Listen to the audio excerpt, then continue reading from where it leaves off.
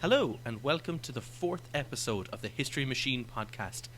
This episode is on the Punic Wars, and I'm your host, Niall, and my co-host is... Cathal. Hello. So, if this is your first episode, you can go back and listen to the first 3. However, we can give you a brief introduction on what this is about. So, Cathal, would you like to explain the History Machine briefly? So the History Machine is an AI which I made. It's trained on a database of historical battles to determine what should have happened, what odds should each general have had to win, how many casualties should they have had, and how likely was each commander to die or get captured in battle. It then compares what it thinks should have happened with what actually happened, and it sees how much each general exceeded expectations or fell below expectations. Yeah, perfect. So in summary, it pretty much is an artificial intelligence that will churn out some results and tell us who is good and who is bad in terms of military ability. So, with that in mind, we're about to start episode 4 on the Punic Wars. So, really, the first question is, why is it called the Punic Wars? And it turns out that history is written by the winners. In this case, the winners are Rome. Rome decided to call this the Punic Wars because their enemy at the time, Carthage, was a descendant of a Phoenician colony.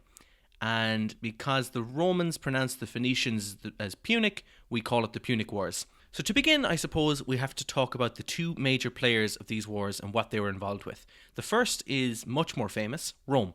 Rome is an Italian city-state that eventually expanded, regionalized, and conquered most of modern-day Italy. At the time that the Punic Wars happen, Rome is now its own regional power, and it's going to start expanding throughout the Mediterranean. Similarly, though, Carthage, roughly located in modern-day Tunisia, is a North African city-state, and they are expanding, and they have several colonies, some in Spain and throughout the Mediterranean. Historically, Carthage are a very powerful naval power, and Rome is an extremely powerful land-based power. So, with all of that in mind, the 2 end up getting very large, very powerful, and start to come to blows. And this all begins when a little bit of an incident happens in Sicily.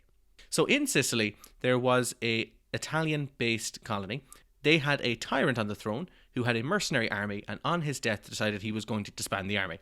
That mercenary army decided this isn't the best idea, so they decided then to instead take over the city, become effectively a wild, rampant army that would control this area. They appealed to both the Italians and then to the Carthaginians. They were both brought in, and that's when they started getting into a little bit of conflict. So the First Punic War. What makes this very interesting is its 2 major regional powers are going at it for domination of the Mediterranean. The first is Rome and the second is Carthage. Carthage is a strong naval power, Rome is a strong land power. So I suppose war started because you had just had these 2 almost empires in the same region. Simply put, Mediterranean isn't big enough for the 2 of us. This, started out with a proxy war in Sicily, but soon became full-fledged war between the 2 of them. And really, we'll only dip lightly into, I think, the First Punic War compared to the second. It's extremely complicated, but most of what you need to know is early on, extremely even between the 2 sides. As you said, Rome a little better on land because Carthage mostly just had mercenaries, but Carthage a good bit better, naval power because they were basically more of a trade empire. And it was just kind of a stalemate for a very, very long time. An example of this is the Battle of Agrigentum, which was kind of the first major pitched battle of the First Punic War. Relatively even troops, yes. But even though Rome won this, it being on land, they took such heavy losses. They took way heavier losses than the Carthaginians took. And the Carthaginian army afterwards was able to escape. So it ended up being just a strategic draw. And you just had lots of situations like this where neither army was really able to take out the other one. And yeah, like the History Machine, it does have this as a surprising win. It wins over expectation, was about 0.75. So, it was a big win for Rome on paper. But then you look at the casualties dealt, and it's nothing at all, really. It's kind of, the minimum expected of them, and it just wasn't enough of a blow to knock Carthage out of the war, but at all. I think I'm going to go into a little bit of an explanation behind the Roman unit types and the Carthaginian unit types to help explain why this might have happened. So, remember how we were talking about the Greeks in an earlier episode? We explained what the phalanx was, and that it was that tight, packed kind of unit with the shields and the spears, and their very rigid, close, held together formation. Well, the Romans originally used a phalanx in battle because they adopted it from Greek city-states. Now, the Romans are incredible when it comes to adapting, innovating, and stealing ideas. If they find something and they think it works and it works well, they will take it. If they are using a current technology and it's outdated, they will drop that like a hot potato. So, the Romans eventually, they do start with a phalanx formation, and when they get into particular battles with one of their old enemies, the Samnites, they realize that in the hilly terrain that they're fighting the Samnites, the phalanx is not as suitable of a unit formation as they would like it to be, because when they go over very rough terrain that's very uneven over long distances, it makes the cohesion terrible and it doesn't quite pan out correctly. So what they adopted is actually a formation that was used by the Samnites called a maniple. And if you want to visualize a maniple, it is the number 5 side of a dice. It is that kind of a checkerboard layout formation. And the Romans decide that this is going to be their most useful formation, and this is what they will adopt. This is the new effective. It's often described as a phalanx with a hinge because it has a certain amount of movability. The Romans as well are incredibly unusual compared to other ancient armies at the time because they have 3 lines. Now, there's a difference between lines and ranks. We've mentioned ranks before, where ranks might be 8 men deep or 10 men deep or 60 men deep. Now, that's the idea. But a line is physically a big line of ranks or a big line of men, and there might be a couple of 100 yards of empty space and then another line behind it. And the Romans incorporated 3 lines. And they incorporated 3 lines in a time when most people only had 1. And the Roman 3 lines are all distinctive from each other. The first is called the hastati, and they are young Romans in the absolute prime of youth in their life, maybe anything between the age of 16 and maybe 24. They're young, they're fit, they're active, they're relatively well armoured. They are armed with something called a pilum, which is a spear that could be, or javelin, that would be thrown at the enemy, and then they move in with their swords and shields after that. The line behind them, so this is a whole other line of troops, they are called the princeps. And these are men in the absolute prime of their life, between the ages maybe of 25 and 35. They are better armoured, fairly experienced, and they are the second line that will more than likely win the battle. So the first line go in, do their job, maybe exhaust the enemy. The second line, which the princeps, come in at the end, and they try and finish the day. The third line is the triarii, and they are the super veterans of the Roman army. They're usually in their late 30s, maybe early 40s. They're absolute veterans, and they fight in the old phalanx style. So they have the big shields and they have long spears. 9 out of 10 times, they won't get involved in the battle. They won't be needed. They just kind of sit there as an emergency reserve line. But sometimes they come in. And I think what's kind of fun to note about this is there's actually a phrase across Italy, or a saying, that's "so it's come to the triarii."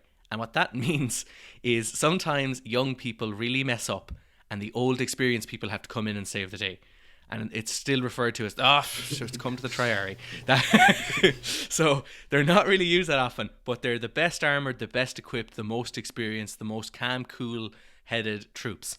The Romans also have their horse troops, or knights, and they're referred to as equites. They are like the middle class of Rome, and the reason is the Romans have to provide their own equipment for battle, so the richest people can afford horses. Therefore, the equites are very much the middle class, and then you have your usual commanders and your general units and maybe your general's bodyguard, that kind of a thing. At almost all the times, the Romans incorporate a certain amount of mercenaries, and they probably incorporate auxiliary troops, so maybe they have some allies involved in the situation. The Carthaginians, they're a whole other kettle of fish. They historically do not have a great army.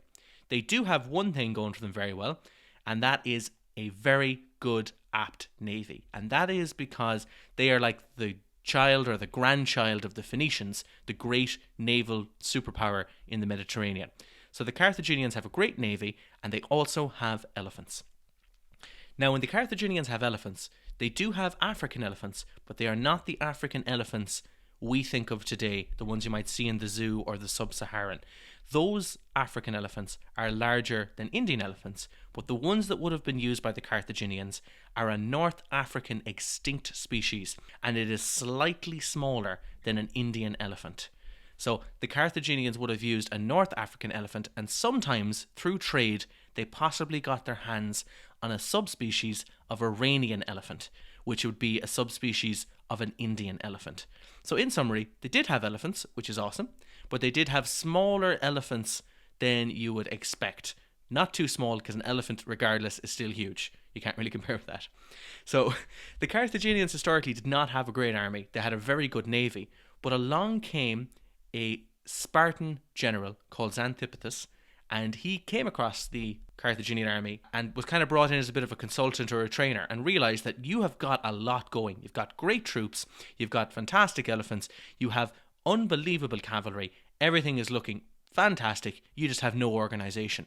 So he kind of whips them into shape, and it's after that point that the Carthaginians have a halfway decent land-based army. Before that, they relied very heavily, like Athens, on having a very strong naval power. So when the First Punic War does break out, Carthage actually has a reasonable land force, but they're still very much navy-based. Rome, on the other hand, does not have a navy. There is a funny side note that the Romans possibly developed a navy by literally finding a shipwrecked Carthaginian ship and building it from scratch, going, okay, this is what we have to build, and imitate it. Romans, two things basically going for them. One is that they had the money to finance a brand new shiny navy.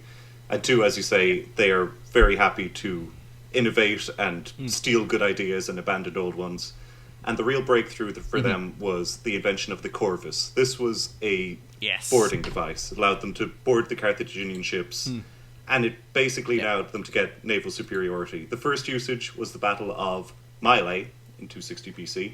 Okay. And History Machine had this about 50-50 who would win. The Romans won it handily, and they did, according to History Machine, about 25% more, dealt out about 25% more casualties to the Carthaginian navy than expected, while taking minimal casualties themselves. In terms of the impact this had, both in terms of the war, the tide of the war as a whole, and just maybe even propaganda reasons, this led to the first ever naval triumph in Rome.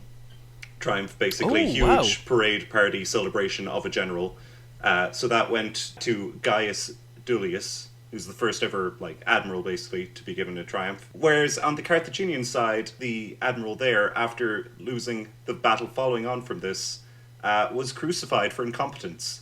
So Jesus Christ! Yeah, bit of carrot versus stick incentives here, but this basically it was kind of the beginning of the end for Carthage when they couldn't have naval superiority anymore. There wasn't so much they could do, and with generals like that, I mean the general that they had, the History Machine kind of, it wouldn't necessarily say crucify him, but in Greece he was highly incompetent. Of all the generals we'll be discussing today, Hannibal Gisco is the lowest scoring. Wins over expectation is minus 0.44, so he's gonna lose in even odds a lot of the time. But in amongst all these kind of incompetent generals, in amongst Rome's technology catching up and exceeding that of Carthage's, there was one general who stood out and who was basically pioneering guerrilla warfare around Sicily. He could not be beaten himself.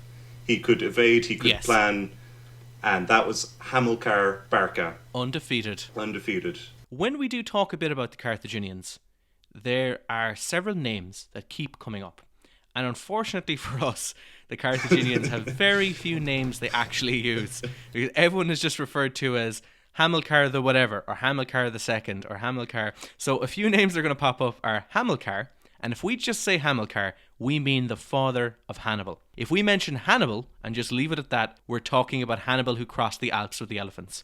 If we talk about Mago and Hasdrubal, those are Hannibal's brothers and Hamilcar's son. If we say Hasdrubal Gisco, that's another one. If we have any variation of those names, and we will, that means it's somebody else. I'm looking over my notes. We have 6 Carthaginian generals that I've noted to maybe talk about, and there are 4 first names between them. And if we added generals, we wouldn't really be expanding the number of first names. I think it would top out at those 4. You got Hamilcar, Hannibal, Hasdrubal, Mago. That is just the naming system. That's all they got. It's like that Monty Python sketch. Everybody's named Bruce. It's just to avoid confusion, we'll all have the same names. So the Romans, on the other hand, do use about the same. Well, they use a bit more names, but thankfully for us, they have a triple barrel naming system. So, for example, it would be Gaius Julius Caesar. So you go, okay, I know who I'm talking about there. Let's say Quintus Fabius Maximus. You're like, okay, I know that one. But sometimes they do have the same name, and we'll explain who is who and who is who at what timeline if we do have a father-son or we have a grandfather-grandson that have the same name. We'll make them distinctive because the names can be quite confusing because really there's just a lot of repetition happening. Yeah. So as Cathal mentioned, Hamilcar. This is the Hamilcar we'll be talking about. Father of Hannibal, absolute probably tactical and strategic genius. He is the only undefeated commander for the Carthaginian side in the First Punic War. So in summary, the First Punic War happens. We have the Battle of Agrigentum and Malea, the twos we talked about. Hamilcar is commanding a mercenary army. Now, for the Carthaginians for the First Punic War, it turns out they're a great trading state. So what they do when it comes to their military is they have a certain amount of their own units, but they hire a lot of mercenaries. And Hamilcar is in charge of a mercenary army, and he is undefeated. And through a bit of poor diplomatic negotiations, through a bit of Carthage being put under siege, even though Hamilcar is winning all around him in Sicily, the Carthaginians do decide to capitulate, they do decide to surrender, and they do decide to agree to absolutely terrible terms, because originally they agreed to fairly reasonable terms, but those terms were then rejected by the Romans, and by the time it came around to version 2 of negotiations, the Carthaginians had disbanded most of their armies and were in no position to continue the First Punic War. And this infuriated the Carthaginians, particularly Hamilcar. And it is at this point that he decides to have an absolute, complete vendetta against the Roman state, the Roman people, and anything that would be related to the Romans. Punic Wars, really, a comparison that's made a lot of the time is that they're a bit like the World Wars of the last century. So you have the first one where it's two empires just building and building till they just have to clash almost. And it ends with, it has high attrition, high casualties, and eventually ends with one side surrendering, even though a lot of the people, back home and a lot of the leaders feel like we shouldn't have surrendered yet, namely Hamilcar. And it also ends with incredibly heavy reparations that have to be paid out to the winning side by the losing side. Carthage have to pay a huge amount back to Rome. And it's this anger which, kind of leads eventually to the Second Punic War in the same way that it led to the Second World War. And the Third Punic War is basically like if Japan in the 80s, when they were buying up, everything around the States, the US just said, no, stop that. We're wiping you out. we should have finished you, back then. There's going to be no economic miracle. We're nip that in the bud. That's basically the Third Punic War. Anyway, back to Hamilcar. Back to the tail end of the First Punic War. Yeah, huge reparations to be paid. And as we said, Carthage mostly relied on mercenaries, so they're not getting paid now. So they decide, we're going to wreck the joint until we get our money. And Carthage, seeing that they have maybe one competent general, send him in to try and basically get rid of them. Also he had a track record of taking mercenary armies and getting them very loyal to him, which is very unusual and very unique skill. So he was the man for the job at the time. So in summary, after the Punic Wars failed for Carthage, they had their mercenary armies return, look for money, and the Carthaginians shortchanged them. So just a little bit of advice in general and in life, and from this podcast and from some of the data, there's a couple of things you should probably take note. Number one, do not start a land battle in Asia. You're not going to win that one. Number two, pay your mercenaries because they are professional murderers, and when they don't pay you, they have a very unique set of skills, like a Liam Neeson, except there's thousands of them.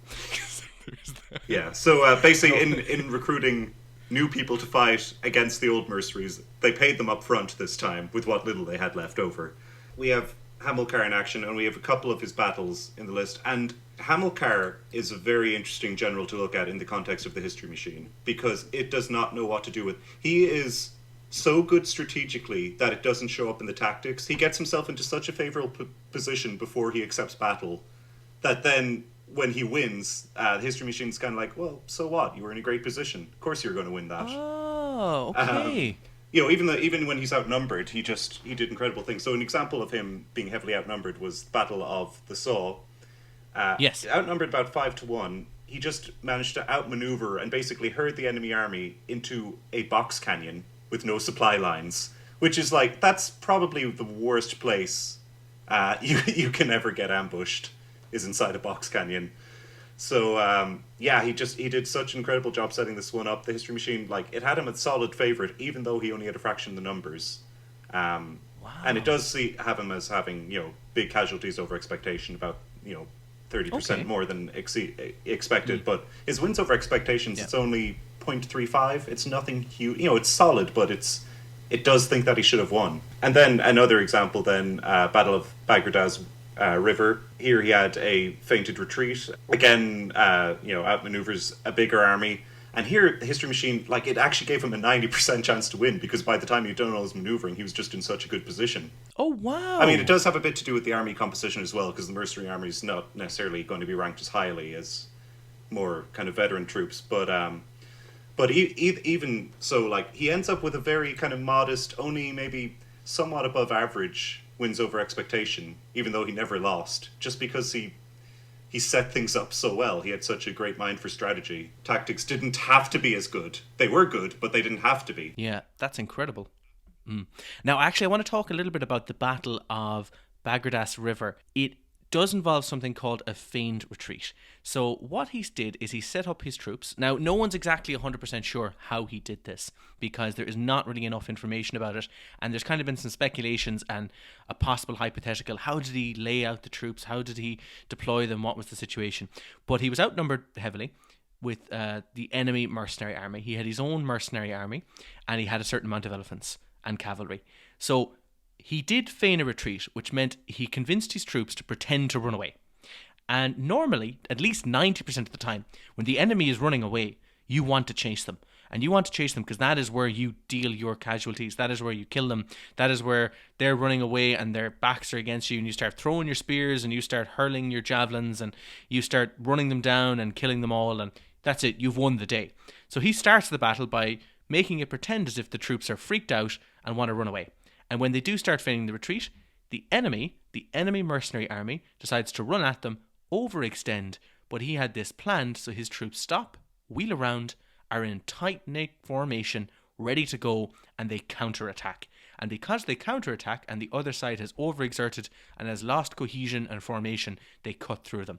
Meanwhile, no one's sure exactly how he might have done this. There's a couple of ways. He either got the elephants to retreat in between gaps in his line, or he got them to retreat and whirl around the back of the line and meet the corresponding cavalry from the mercenary army and smash into them as well. And the whole thing then ended up being a quick feint to a massive counterattack, and that was the way he was able to get around it. So very tactically minded, very strategically minded, clever fellow. And as you said, the numbers probably don't reflect him that well because his strategy level is very high, and that's not what we measure with the history machine. We measure a certain amount of your tactical ability and really how well you do under terrible pressure situations. And he's a smart enough guy not to find himself in one. In a funny way, the history machine kind of rewards if you get into terrible starting conditions for battle. So like if you mess up and somehow just get totally pulled outnumbered, but then pull out bag. That's a bigger reward than being sensible and just picking up, nice simple victories. Oh, that's a good point. So I suppose to finish up with Hamilcar, he decides to move to Spain because the Carthaginians have a colony there, and he's going to expand in Spain, and he's going to absorb a couple of silver mines and work there and develop a huge amount of just resources and go from there. And the Romans get really annoyed with him because they're saying, "What are you doing in Spain? What are you doing expanding?" Basically creating a new frontier, because North Spain had a lot of Roman, not necessarily directly controlled, but kind of almost like vassal states or puppet states or whatever. Yes, definitely Roman influenced or Roman connected. And they kind of get a little bit freaked out because they're like, why are the Carthaginians expanding in Spain? And Hamilcar, in a very simple kind of response, is, well, we have to pay you a lot of money. We owe you a huge amount of reparations. So how are we meant to pay you back if we don't conquer new territories and send you cash? Like this, and the Romans kind of begrudgingly can't really Yeah, argue with it. They're like, I fair suppose enough, I you do guess. have to Yeah. pay us back somehow. Yeah. Why are you robbing this bank? We need money to give to you. I think another funny note on this as well is this invasion and expansion in Spain. This wasn't authorized at all by the Carthaginian Senate. Like they didn't know he was going to do this, but it was just so profitable that like they weren't going to tell him no. Or it was like it was a lot of silver coming back to Carthage. So there's like, okay, carry on, I guess. Like as long as you keep making this money, like we're not gonna put you on trial or anything. Just like keep sending the silver back, you're grand. Hamilcar has this feeling of like the kind of the rogue cop in the drama. It's like he doesn't do what the chief tells him to do, but damn it, he gets results. So I suppose Hamilcar, he's the big name to recognize in the First Punic War. He is that equivalent. He's the very important person. He is the guy who's chiefly going to be responsible for the Second Punic War. And what's more important is he has a group of children. And they are often referred to as the Lion's Brood. And in the Lion's Brood, we include Hannibal, we include Mago and Hasdrubal. And these are going to be the generals and the commanders for the Second Punic War. And I suppose now is probably one of the best times to go into it and explain what happens from here. So Hamilcar meets kind of a gruesome end in Spain. I don't think anyone's 100% sure on the circumstances, but dies violently. No one's 100% somehow. sure on how he dies in Spain, but he does die in Spain. And at this point then, one of his relatives takes over the army. And then eventually, Hannibal, at the age of 26, takes over. He has spent his life growing up with this Carthaginian army, and they are delighted to make him the commander. But the Senate back home in Carthage is not impressed originally. There's a certain faction of it that says, don't trust these Barcas, they're not a cool bunch, they're way too ambitious. And there's other factions then in Carthage, they're like, no, go on, why ruin a good thing? They're doing very well there, maybe they should keep going. So it's at this point that Hannibal decides to start marching north. Now we have a bit of a conundrum in how to invade Rome, because he's about to kick off the Second Punic War, and he can't attack by sea. Even though historically Carthage is a great naval power, they have lost that advantage because the Romans have developed a very strong navy, and they use the Corvus tactic, which is like a big plank with a spike that they fire down on your ship, and they run over their troops and they attack you. And they are dominating the Mediterranean at the moment, and the Carthaginians won't be able to sail a fleet there. I'd like to just butt in with a side note here as well. History Machine totally agrees to not go with the Navy because consistently naval combat is wildly unpredictable. Like the biggest swings are nearly always naval battles. The History Machine finds it way harder to predict. There's so much more that can go wrong because you can have the bigger army and then a storm will come in and you just lose for no real reason. So History Machine likes the idea of just ignoring naval combat because it's just too unpredictable. So they can't go by navy. So they decide to do something that's so out there, that is so crazy, it just might work. And what that is Hannibal decides to get his troops, and he's going to be the first person to do this. He won't be the last, and he will inspire a lot of people, and it brings a lot of crazy imagery when you think about it. He is going to march an army over the Alps, and he's going to be marching elephants over the Alps. Yeah, it's insane. As well, it's worth noting, they're Gauls. Now, most of these hate Rome. Some of them like Rome.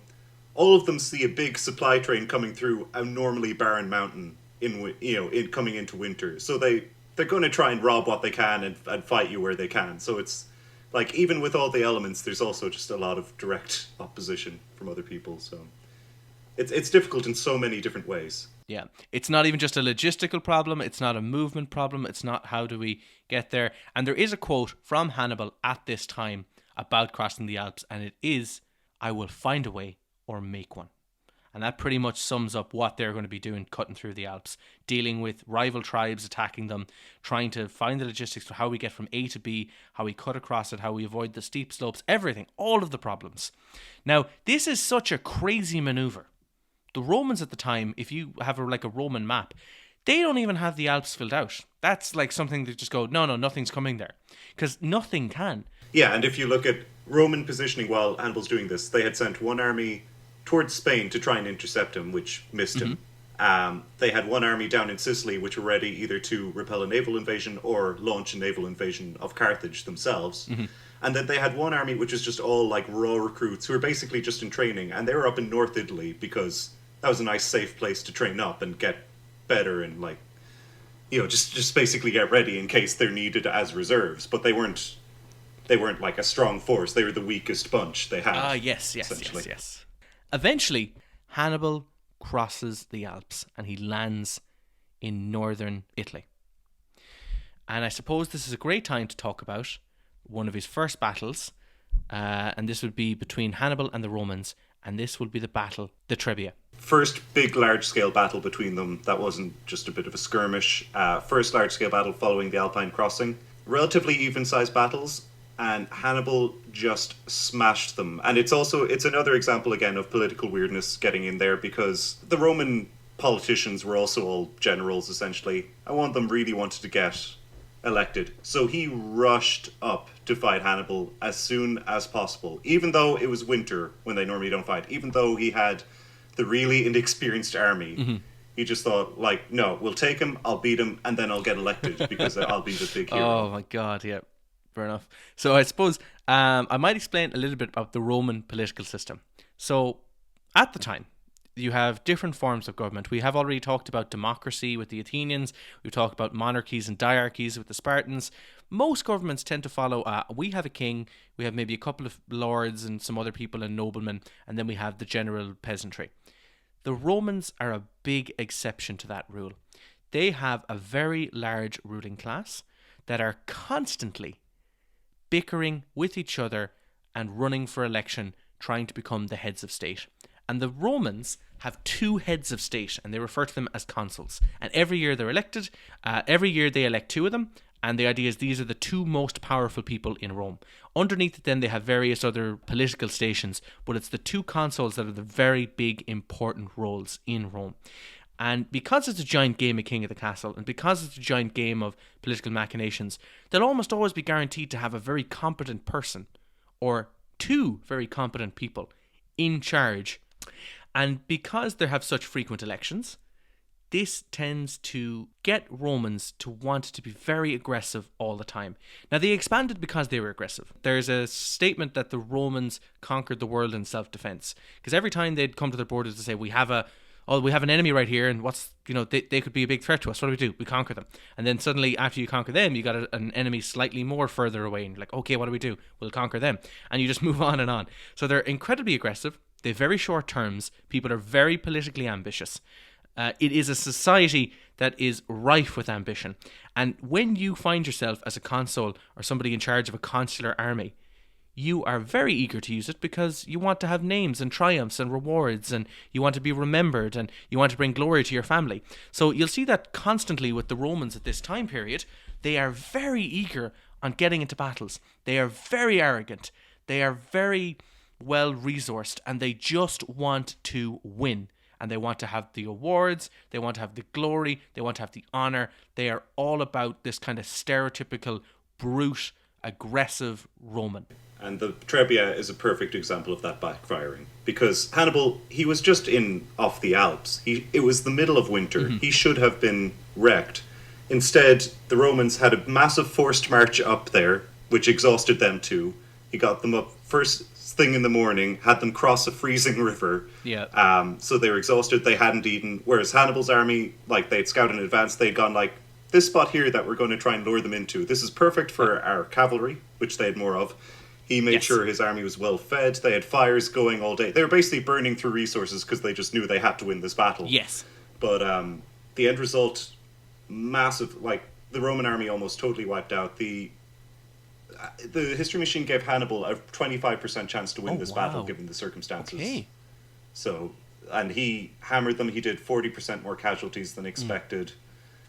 Took about 10% fewer casualties than he should have. All in all, yeah, the Trebbia was a disaster for Rome, and really announced the presence of Hannibal and let Rome know this is someone special here. This isn't, this isn't a return of people like Hannibal Gisco, in the First Punic War. Yes. This is the son of Hamilcar. This is the one you needed to worry about. Yeah. And he's up here in northern Italy, and he's causing us a huge amount of issues and trouble. So the Battle of the Trebbia then That seems to have caused them a huge amount of problems. The Romans kind of realised, okay, we do have a very powerful army up north. And I suppose this will lead directly into the Battle of Lake Trasimene. A funny fact about this, it is, to date, the largest ambush ever. Most amount of men involved. There is no World War I battle, there is no World War II battle, there is no Napoleonic era, nothing from anything after this time. This is the largest singular ambush in history. The number of men involved in it is staggering. And what it is there is a long train of Roman soldiers getting ready for a battle in a foggy morning, coming near a high hillside that is hiding tens of thousands of Carthaginians, and there is a lake to their other side. And it is then that they get ambushed by Hannibal. Wins over expectation. In this one, because it was an ambush and everything and the terrain was on their side, this one did expect Hannibal to win. Okay. It gave him about 75% chance to win this one. But casualties dealt over expectation was 85% higher than expected. Mm-hmm. Hannibal absolutely wiped them out. And also killed the commanders. Which wasn't expected at all by the history machine. So this is again just like, maybe this time he was going to win it because he set up so well. The terrain was perfect again, just right between a lake and a very steep hill. But the execution was even better, just to do the damage that they did, even given that was totally beyond... Oh, wow. So it just wasn't expected at all. Yeah, so the Romans went into this with about 30,000 men versus Hannibal's 55,000. Yes. Hannibal's side lost maybe 1.5 to 2,000. The Romans lost, either died or were captured, pretty much all of them. Practically all of them. It was just a bloodbath. So I suppose it was after these two battles that we need to talk about possibly the Roman who's going to save the day. Or at least stop them from losing until they get someone who can save the day, if nothing else. So Hannibal is after coming into Italy. He is after winning the Trebbia and Lake Trasimene. He has caused Rome to lose 2 large armies. Now, this is kind of a strange thing that really sets apart Carthage and Rome from other competitors. Hypothetically, Cathal, if you and I were living in the ancient world and one of us was a chieftain of some village, another was a king of another small kingdom, we can probably pull together a couple of thousand men, or maybe a few 10,000 men, 20,000, whatever the number is. We can pull together our units, but we cannot afford to lose a battle. If we lose a battle, that's probably it. We'll come together, we'll have a battle, I might lose it, and then suddenly I'm suing for peace, and that's it, and you've annexed my territory, and it's all over. The difference between the Romans and the Carthaginians compared to everybody else is they can take a hit. They are able to lose tens of thousands of men and keep coming back. Because they can say, we lost that battle, but we can come back again later. We lost that one, we still have the manpower. And that's really what makes the Punic War so significant, is because, there was no one else like this at the time around the region. Whoever was going to win this, there was a really good chance they would go on to conquer most of the Mediterranean. Yeah, pretty much. As long as, the thing, political shenanigans didn't wreck things, they had the capability to do so. And I mean, it did happen with Rome. This is why it's so important that both of these are really two countries who are just ready to become massive empires at this stage and have huge resources of both manpower and wealth. Wow. So after these two battles, Hannibal is dominating the Romans.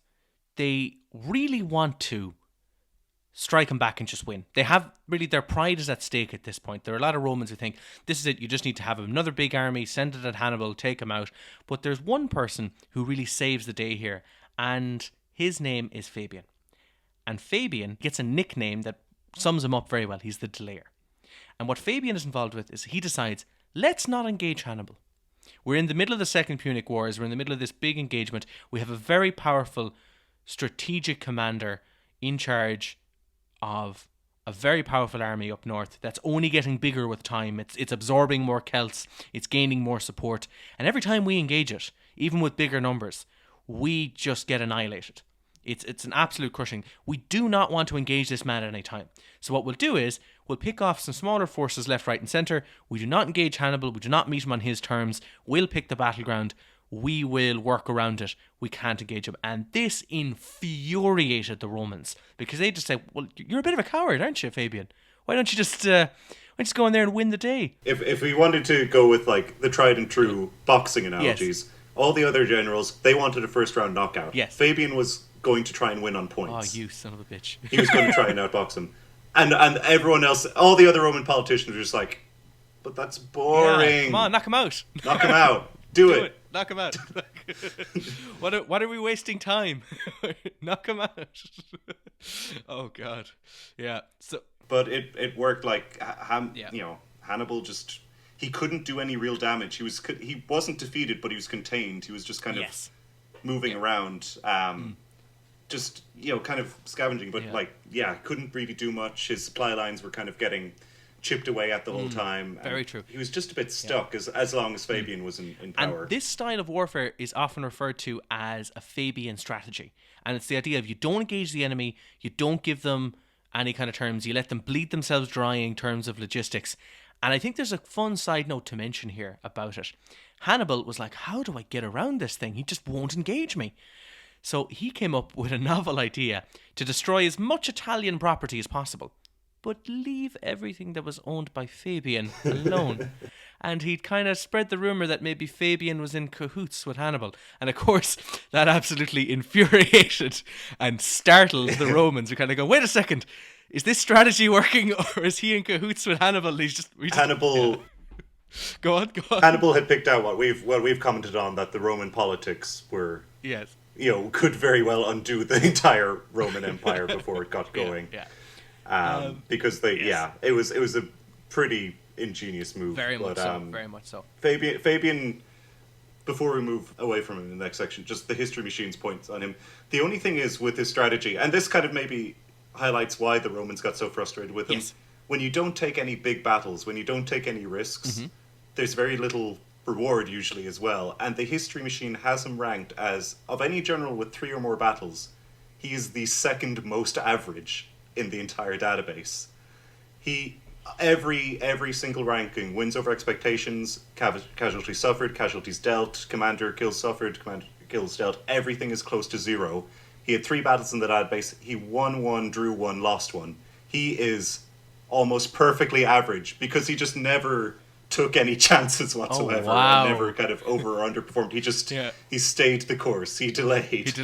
And the history machine reflects that, which I think is interesting. That is one fantastic. of the most average generals of all time.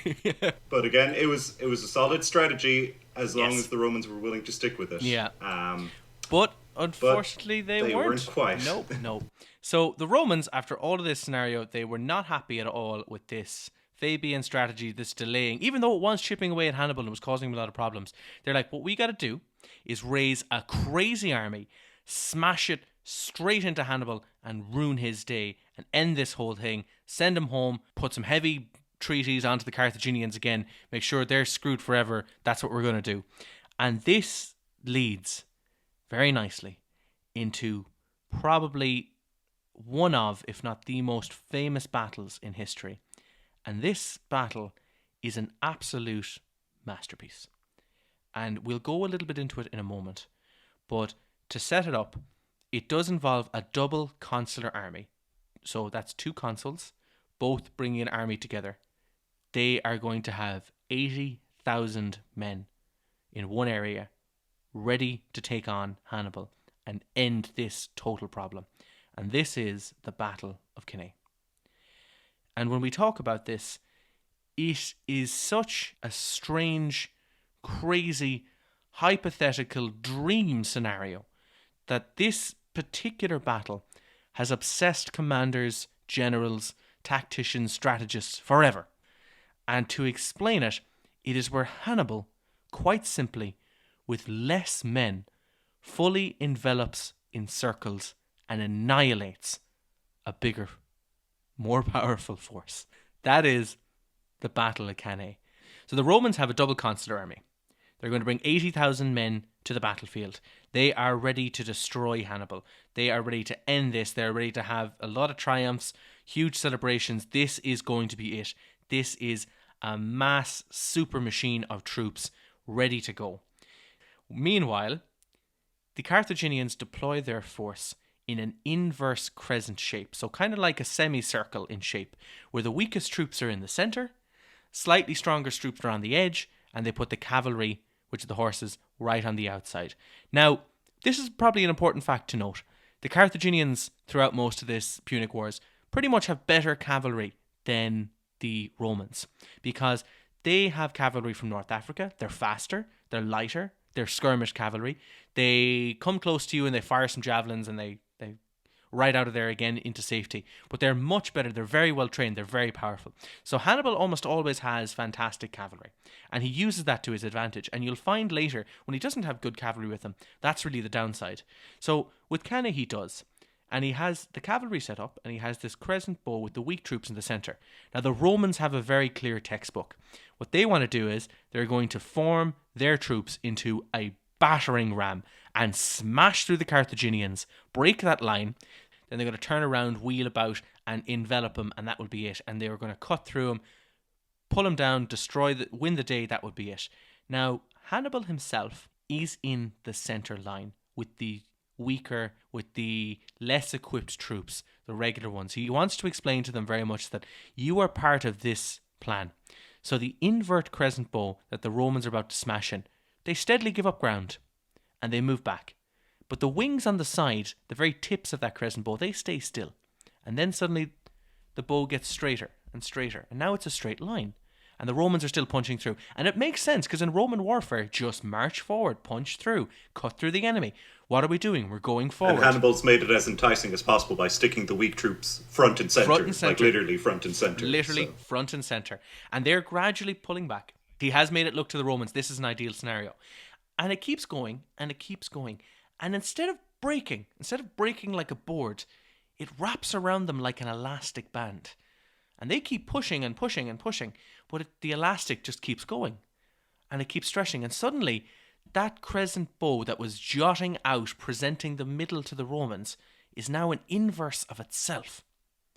Meanwhile, the Carthaginian cavalry has engaged and defeated the Roman cavalry. They wheel around and they encircle the Romans. And suddenly, that relentless Roman march that was punching through the centre, or at least trying to punch through the centre, unsuccessfully, finds to its right and its left some very heavily armoured Carthaginians. In the centre, in the middle, they find that that line is unbroken, and behind them, they are caught with the cavalry. And suddenly, this huge double whammy, fantastic 80,000 men consular army finds itself enveloped, wrapped around, totally encircled, and is now waiting to die.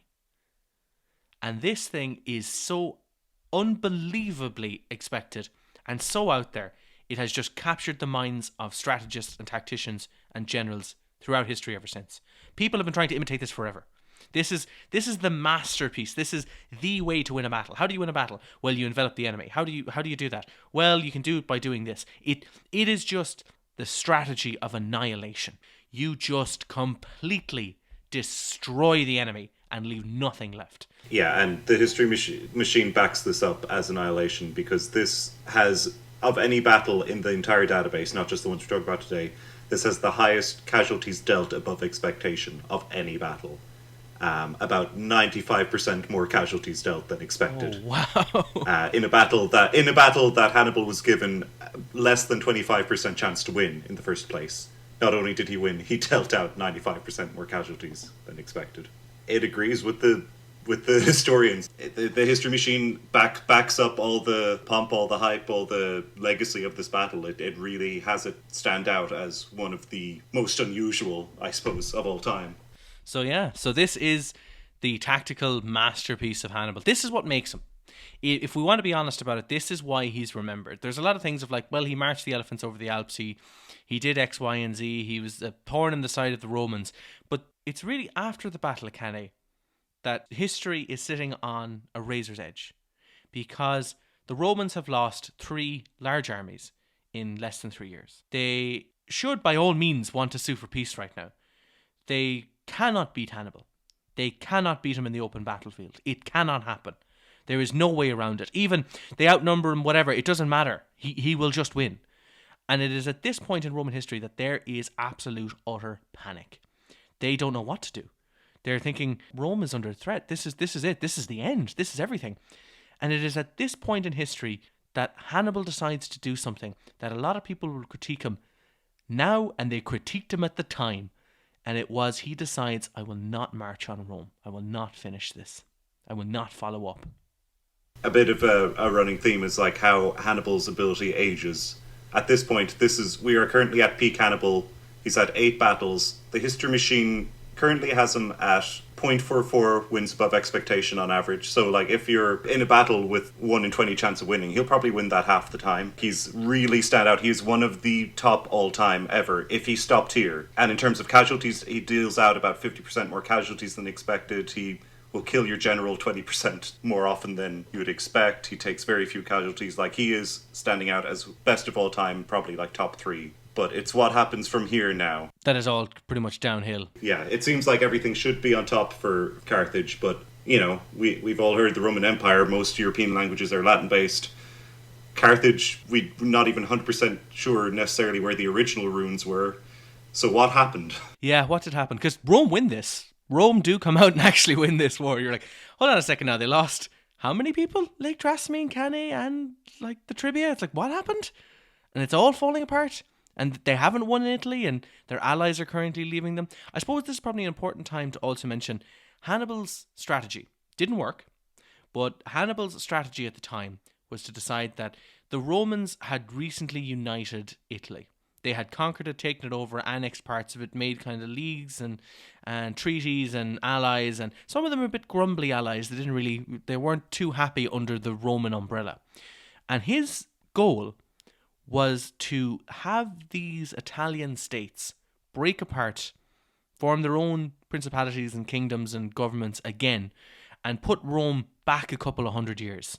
Just kind of say, you're back now in your position, you control this part of Italy, you have a lot of political rivals in here, you're not going to be taking over, and we're going to return Carthage to a bit of its former glory. So his strategy was that, and it kind of worked. But if you can't beat Hannibal in Italy, that was the Fabian idea. Don't engage him. Don't even bother fight him. Don't get involved. So it is really in Spain. The Romans aren't actually winning everywhere, but they do start to make some wins in Spain. There is effectively Roman armies in Spain at this time. They're going to beat the Carthaginians, but they don't start off too well. And that kind of leads us into the Battle of the Upper Baetis. And that involves Hasdrubal and Mago, who are brothers of Hannibal. They are effectively sons as well of Hamilcar. They are going to defeat a particular Roman general, and his name is going to come up, Scipio, and we'll refer to this one as Scipio the Elder, because there's going to be 3 levels of Scipio. So, Cathal, if you want to talk a bit about it.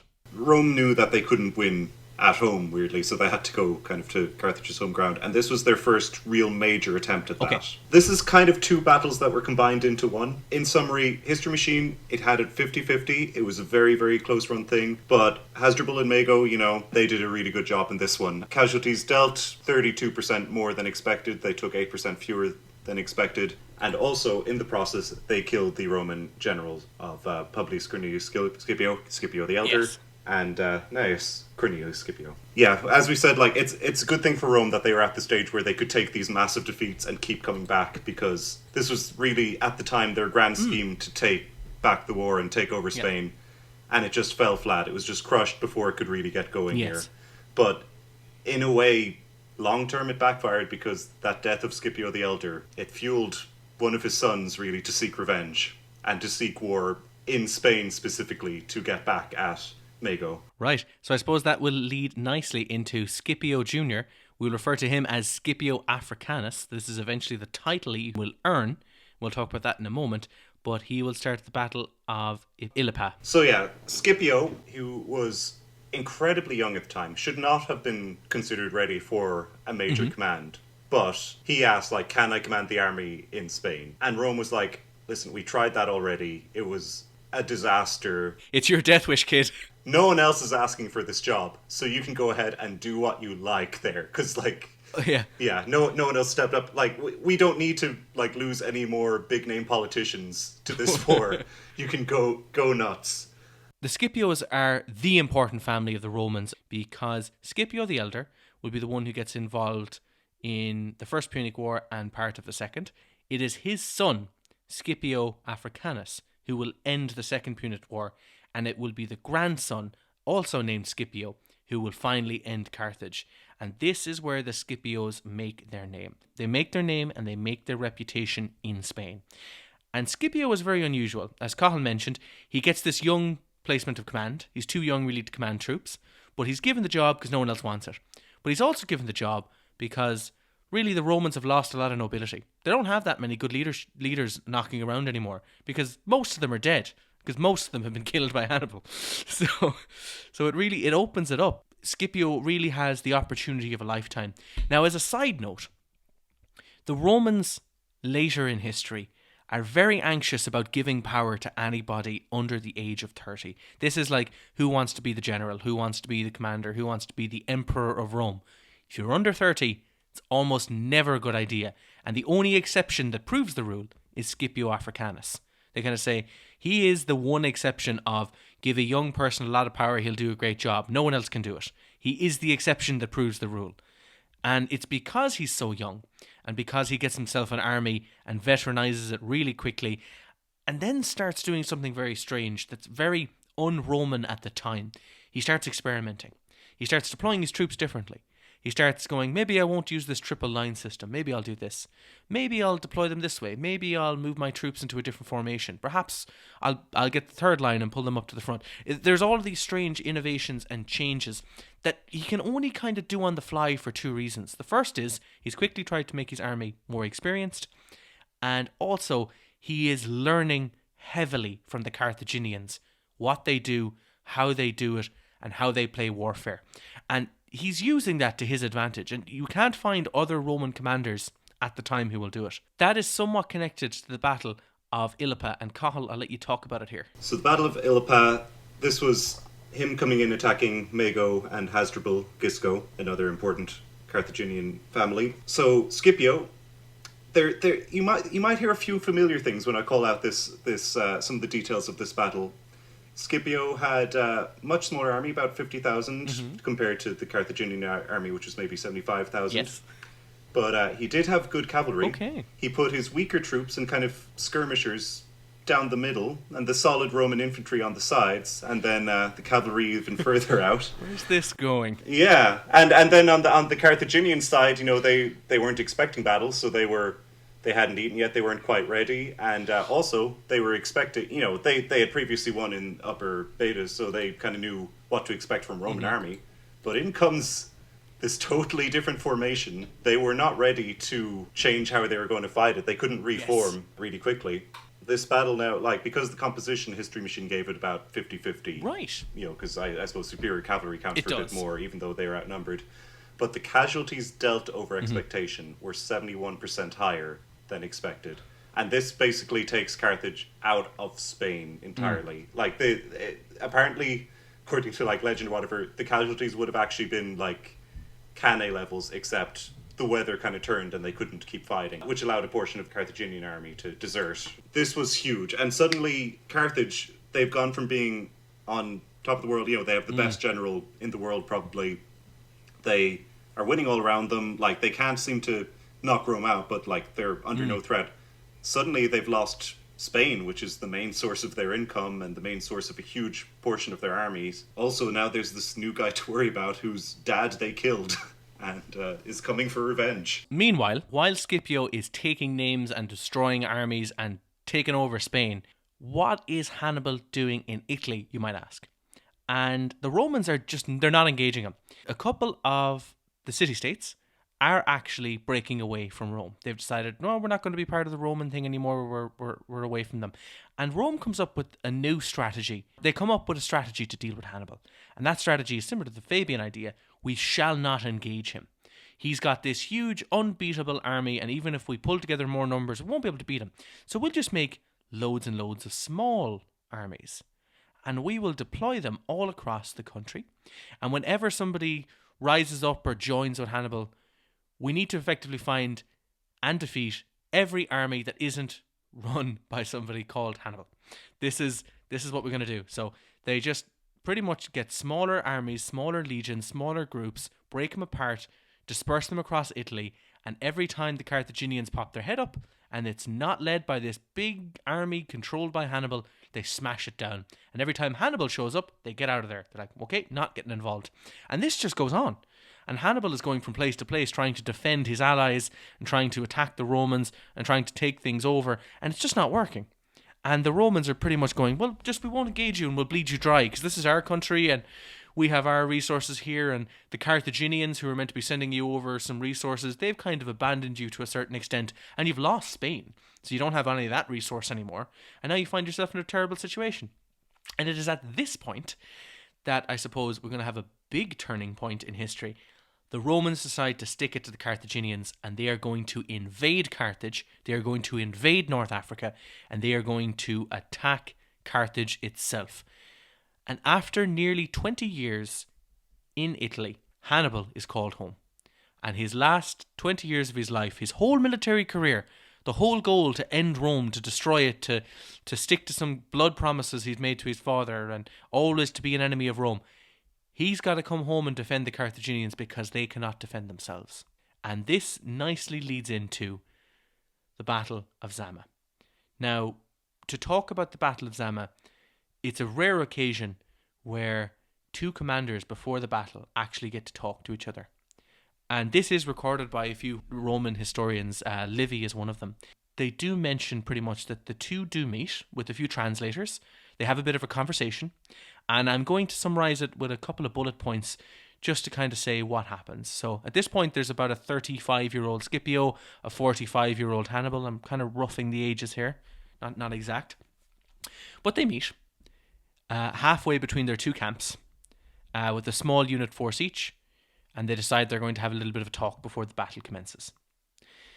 And Hannibal and Scipio both do not talk to each other for a long time.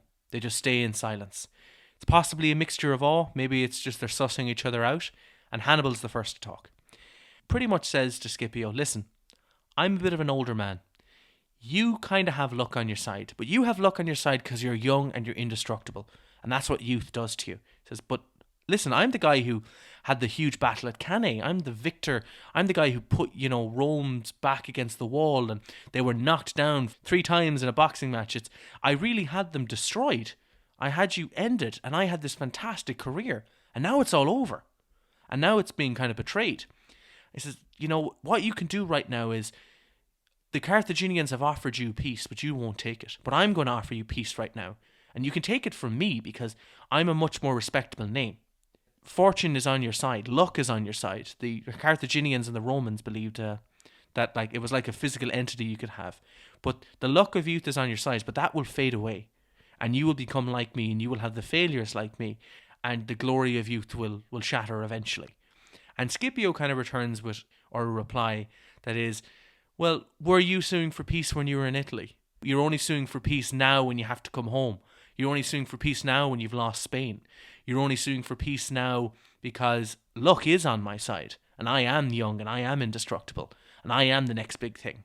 I am your nemesis.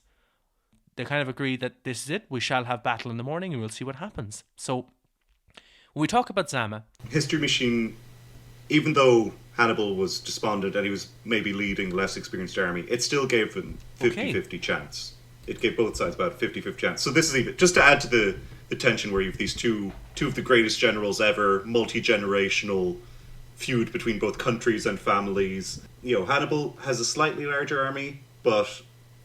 Scipio has a bit more cavalry, which is significant because that's not something Hannibal's used to, is having less cavalry. It's set up for very, very even odds. The end result, however, Scipio won the battle and dealt out 85% more casualties than expected. Scipio's side, they lost maybe 4,000 to 5,000 out of about 35,000. Hannibal lost basically the whole army. A disaster. It was totally, even though Hannibal had a couple of losses by this stage, this was, and maybe the odd kind of inconclusive draw, this was the first time he ever really got crushed in battle. This battle ended the Second Punic War. This was it. Carthage had nothing left at this stage. They had no more armies, and most importantly, they had no more Hannibal. He was in exile after this. Well, I suppose after this battle, and he does lose, and it's unexpected. And if I talk a little bit about the details of it, there's no major great strategy from Hannibal in this. There's no Cannae plan. There's no Trebbia plan. He seems to have dulled with time and dulled with age. And maybe that's a common theme among the Barcas, this family that he's from. They seem to be fantastic in their youth, and eventually they get a bit maybe sluggish or a little bit kind of disillusioned, maybe. I don't know what it is. And I think it's worth noting as well, like we've already established, Scipio definitely learned from Hannibal. He copied like his better tactics. Hannibal couldn't learn from Scipio because Hannibal was the older one. And I think all the great ideas Hannibal or even Hamilcar before him hadn't passed on, all the great ideas they were pretty much used up. They had nothing fresh. Scipio knew everything that Hannibal had done before. He knew exactly what was in his game plan, and he had planned how he was going to adapt for it. Hannibal had no such counter. For example, Hannibal decided from this battle that he would start by charging in the elephants. And Scipio, kind of predicting this was going to happen, had gaps prepared in his lines and let it open up and had the elephants funnel through them and then kill them. And that was, well, we've just dealt with your elephants. It was very kind of, I know your strategies, I know your tactics, I know your tricks, I know your ideas, and as you've mentioned, I've learned from you, but you have not learned from me. And I am just developing a hard counter to what you normally do. And this is the battle that makes it. And this is the reputation that makes the Scipio and the Scipio family. They are now the family and the group and the commanders, the generals, that Rome finally has somebody who has defeated Hannibal. And after this, the Carthaginians, like the first one, like World War II, they sue for peace. This is it. It's all over. And from here, Hannibal becomes a senator for a while. He's not a great senator, but he has a certain amount of, power and influence and a decent reputation. He spent his whole life working in the military and being part of the military complex. The Italians kind of see him and say, he's getting a little bit too uppity, isn't he?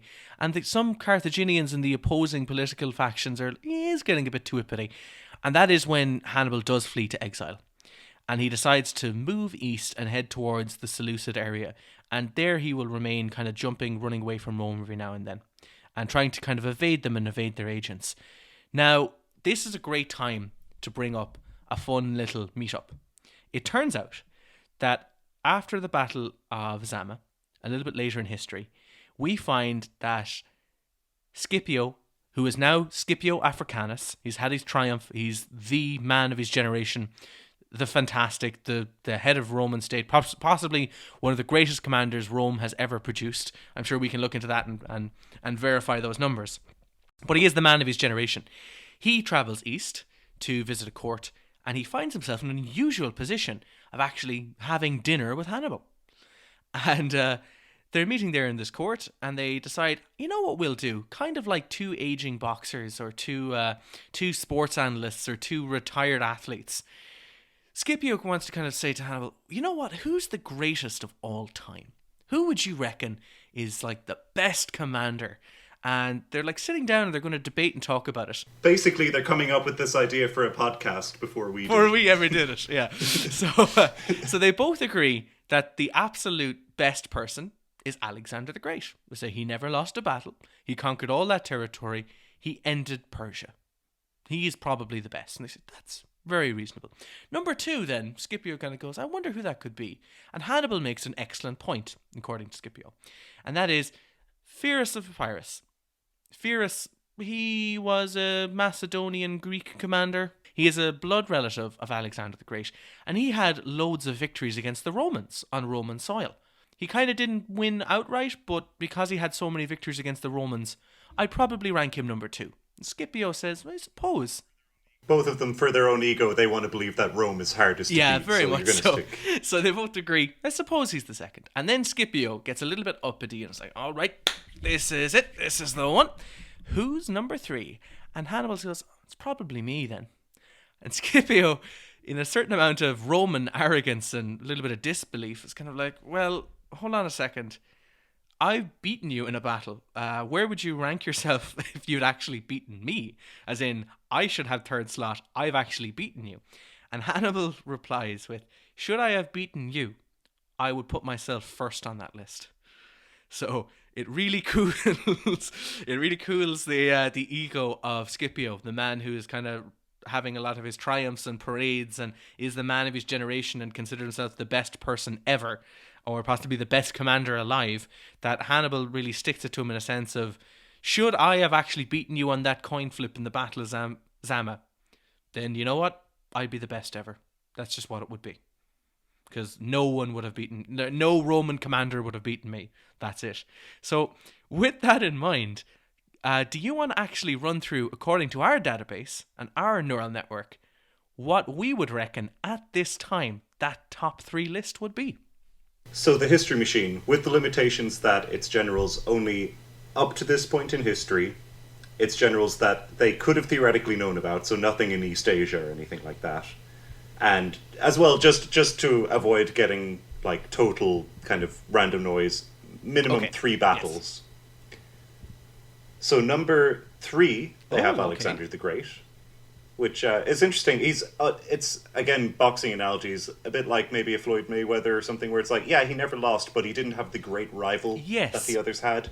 He didn't have the really tough fight that would give him a massive ranking. He took a lot of kind of mid to low risk battles, so his wins over expectation couldn't get that crazy because he never had a massively low expectation battle.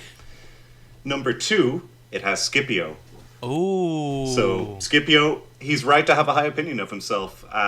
The overall rating, average wins over expectation, 0.55, which is very high. Average casualties dealt is about 57% above expectation. On average. So, like, that's average, not even a good day. Yeah. So he is and up there. Our number 1. Number 1, you may recognize him if you've been listening to earlier episodes, Themistocles. Wow. He's actually, in terms of just purely wins over expectation, if you did it by casualties or something, you'd get different results. So but purely just purely like, did they win? Did they win unexpectedly? Yeah, did they win against the odds? Themistocles, number 1. Now, interestingly, where does Hannibal come into this? Hannibal, at the end of his career, he had 23 battles in the database, 16 wins. Combined, like wins, draws, bring up to a score of 16. Average wins over expectation was only 0.12. Like, it was good, but it wasn't great. His average casualties was good. It was 30% higher. If Hannibal had stopped at Cannae, he would have been first in wins over expectation by a solid 0.1. So in other words, he just way ahead of the pack if he had stopped even earlier still. His wins over expectation, for if you combine every battle that happened after Cannae and ignore his early work, minus 0.05. So it's actually, slight average to slightly negative result. Oh wow. Yeah, you see him just dip so rapidly with age and after Cannae. Number 1 all time to slightly below average by the end. Hypothetically, he had just stopped in his youth, he would be number 1. But he didn't. And if he had even stopped kind of halfway through, he would have been probably, second or third. He just had to keep going. Again, we do have the limitations. Caesar hasn't happened yet, for example. So, there are some big names yet to come. But up to this point in this region... Themistocles? Yeah, Themistocles did a great job. Yeah. Fair play to him. Fantastic. So I suppose, after all of that, how it ends is kind of quite sad and poor for our Hannibal and our Scipio. Both of them will kind of die in exile and disgrace to a certain extent. Scipio will get involved in politics. Won't go well for him. His brother will be accused of political manhandling and let's say corruption, and Scipio Africanus will be so furious about this, he will put himself into exile and he will die outside of Italy, and that will be kind of be the end of him. And his counterpart Hannibal will eventually be chased by Romans across the east, will be caught up by them, and decides to commit suicide with poison at the age of 65.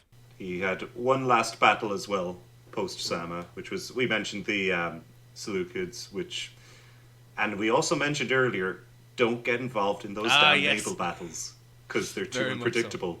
And here we go, he had a 50-50 chance, he lost about 20% more casualties than he should have. Battle of the Eurymedon, it was just like, the old boxer coming out of retirement and then being reminded why he retired. It was messy, it was ugly, it was anticlimactic, and again, just kind of further tarnished his reputation, which was already pretty bad at that stage, really. The Second Punic War has ended after that. It's really wrapped away, and the Romans have put some fairly harsh reparations on the Carthaginians at this point. They have them pay back an outlandish amount of money, and this is where things get a little bit strange. This is where your earlier analogy about like a World War II, a Japan coming with an economic boom. The Carthaginians, when they don't have to focus on war anymore, and they're put under a lot of strain by the Romans, they don't have to worry about war anymore because they're like, okay, we're under the Roman thumb. They just focus really heavy on trade, really heavy on economics, and they have 50 years of reparations to pay to the Romans. And 10 years later, they come back and say, well, listen, we have all that money ready to pay you right now if you want it. And the Romans are both alarmed and kind of furious. They're like, how did you get that much money that quickly? Where are you stashing the rest of it? And they say no. And to kind of prove a point, they explain to them that you will pay this back every year for the 50 years just to remind you what happened. So after this happens, there is a very influential Roman senator named Cato the Elder, who is a veteran of the Second Punic War and will be a heavy person involved in the Third Punic War. And I think he is really the guy who pokes the bear with the stick. He decides that after being really alarmed to see that Carthage is just getting really big, really fast, so rapidly in such a short amount of time, he decides to start ending every political speech, regardless of what it involves with, oh yes, and I am of the opinion that Carthage should be destroyed. So he's kind of like, oh, well, just going to talk about this tax bill or this land redistribution law. Oh, also, I'm of the opinion that Carthage should be destroyed. So even a regular scenario of like... just any bill coming in, it's just like, I'm going to tag a rider to that. Yeah. Destroy Carthage. I'm of the opinion that Carthage should be destroyed. Let's try and do that. Kind of like the idea of, I'm going to pop out for some milk. Oh yeah, and I'm also of the opinion that Carthage should be destroyed. Yeah. So he says this enough times that they're kind of like, well, maybe this is a real big problem, and maybe it is whatever, and maybe like having this really powerful political party could be a big issue.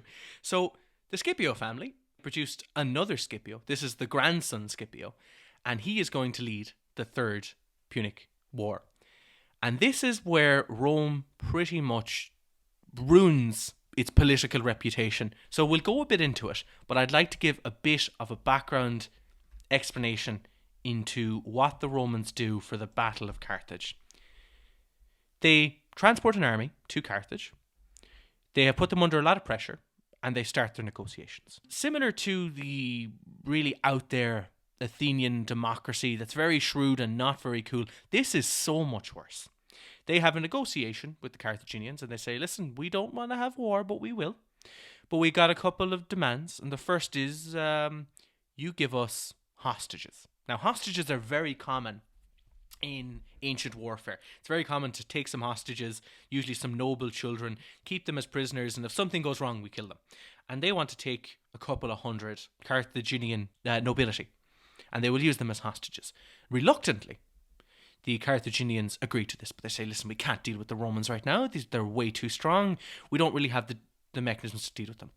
The Romans then kind of come back to them and say, you know, you guys don't really need weapons because, you know, you don't want to go to war with us and we don't want to give you really the option of it. So you want to hand over whatever swords, shields, javelins, catapults, anything you pretty much have that could make warfare. How about you just go ahead and hand that over?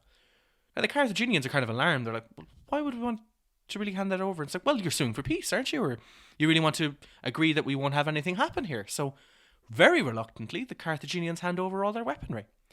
And it's kind of then that the Romans go, well, you know, maybe, just maybe, Carthage needs to move. We don't really want you, you know, as a city port that can trade with the Mediterranean.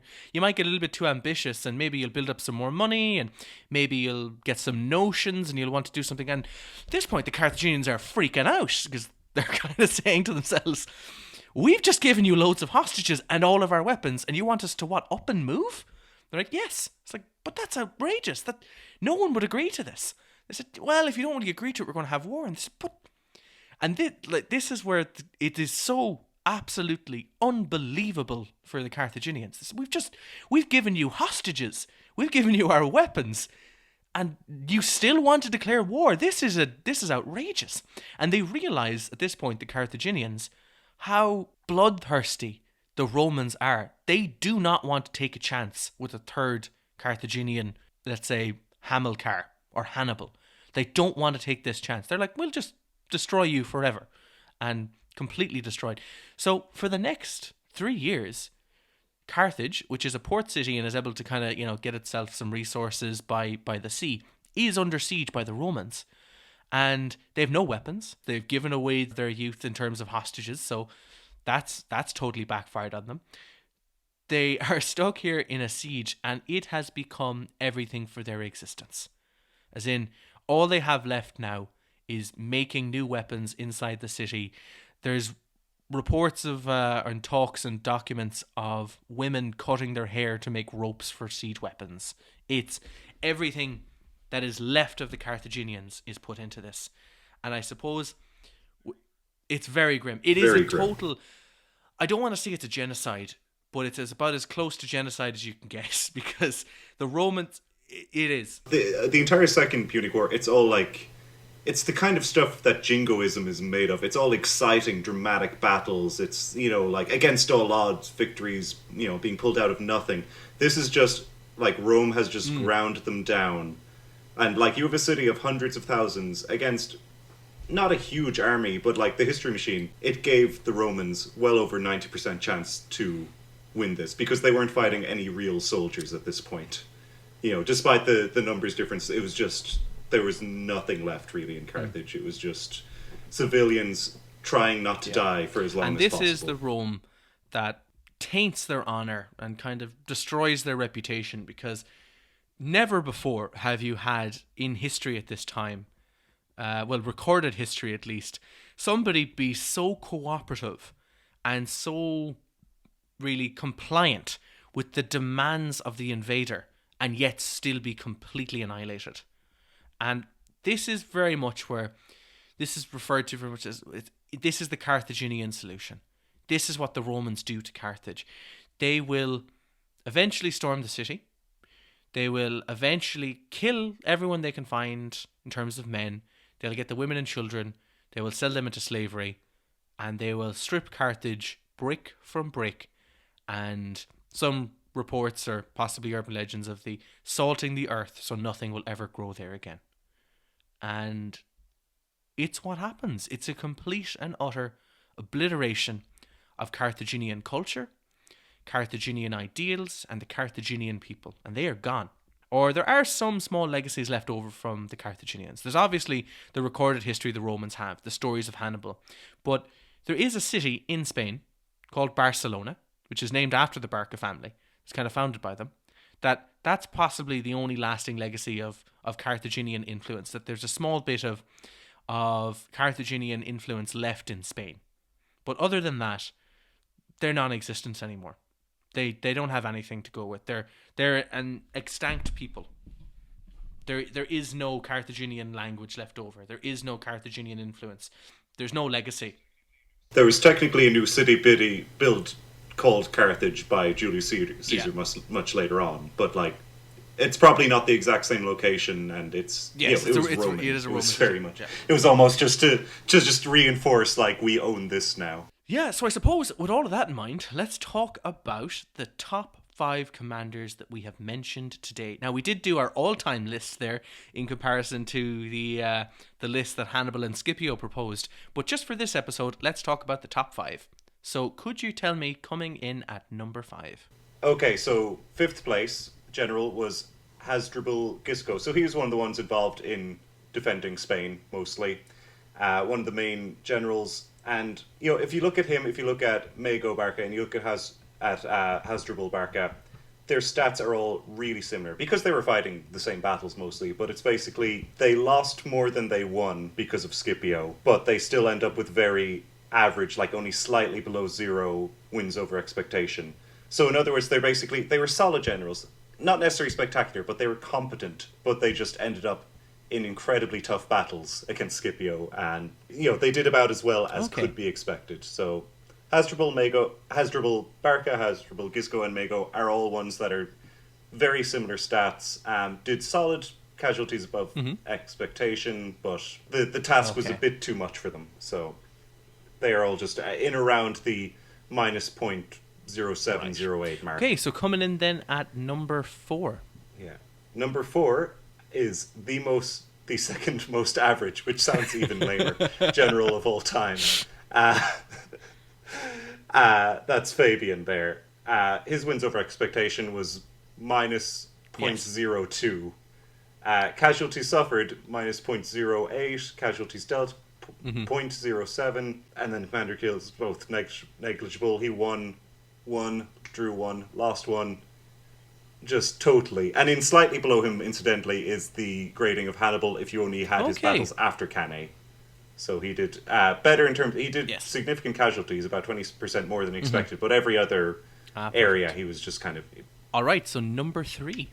Number 3, we have Hamilcar, and he only had a couple of battles, and they weren't spectacular, but he won, and he set it up. If he hadn't been so solid strategically and hadn't been so good at maneuvering, he possibly would have done better. But it's just that he got himself into such nice positions before he took battle that he kind of evaded what it is that the history machine really measures. So his wins over expectation is only really about 0.03 above expectation. He's never getting more than kind of maybe 3% above the average here, but there's more than meets the eye with him, and he's definitely an interesting one. And he's a perfect example of where you can never just look at the data. You always have to look at the context of it. That's good to know. Right, so where would be for our number 2? Who's coming in? So number 2 is Hannibal overall, with, as mentioned earlier, wins over expectation 0.12, casualties dealt over expectation 30% higher than expected. So yeah, there's glimmers that you can tell that he is doing some serious damage, but the wins over expectation definitely nothing crazy. Only, he's good, but not great. But also worth noting as well, though, he's probably one of the only generals who really has a number of battles that allows him to revert to the mean, because he had far and way more than anyone else. He had 23 battles in our database, which I think is 6 more than the second most, which I think is Caesar. Almost 3 times the number more than 3 times the number that Scipio has in our database. So, and Scipio has way more than than almost anyone else. So he's prolific, to say the least. Yeah. And then above that, again, if you had Hannibal with all these battles up to and including Cannae, where he's commonly regarded as being at his peak, dealt almost 50% more casualties than expected, and killed your commander a massive amount of the time, because normally that figure hits around 0. It's very rare, and his was 0.17. So that's pretty much every 5 battles he's taking out an enemy general, based on the normal expectations. That ends up being about once every 5 battles. So I suppose then our number 1. So number 1 then, Scipio Africanus, wins over expectation 0.55, casualties dealt over expectation 57% more than expected. On average, he's the underdog, and he wipes out the enemy army. That's his average. That's his average performance. That's what he does on average. Oh my god. Yeah. Yeah. So yeah, Scipio. I don't know if anyone else could have taken out Hannibal the way that he did. He's the guy who learned from Hannibal, learned from what he did, and figured out how to counter it, how to take it on, and also what to do with the resources that Rome had. Wow. I suppose, Cathal, he was right to be annoyed that he wasn't on that list when they were debating it. Yeah. History Machine will back him up on this one. He thinks he is one of the best. Yeah. It's actually, you're the best of your generation. All time one of the best. You're the best of the generation we've just talked about, and that's saying a lot then. So, yeah, the History Machine does believe that's it, Scipio. You are the deal. You are the best. You're better than Hannibal, which is saying something. That is incredible. Right. Well, I suppose we've just done our countdown. We've fired through that, and I think we will wrap up this episode on the Punic Wars. And if you do want to reach out to us, we do have a website, historymachinepodcast.com. You can find us on Twitter with History Machine Podcast, or Facebook with History Machine Podcast as well. And you can email us at historymachinepodcast @gmail.com. The next episode we're going to do is on the big one, the really big name, the huge cheese, Alexander the Great. The one that Scipio, Hannibal, and the History Machine all agree is in the top 3. So thanks very much for listening. That's an endorsement. Yeah, very much. That is quite the endorsement. Thanks very much for listening, and we will chat to you again with the upcoming episode for Alexander the Great. So thanks very much for your time, and you'll hear from us again. All right, best of luck. So I have been Niall. I've been Cathal. And thanks again for your time.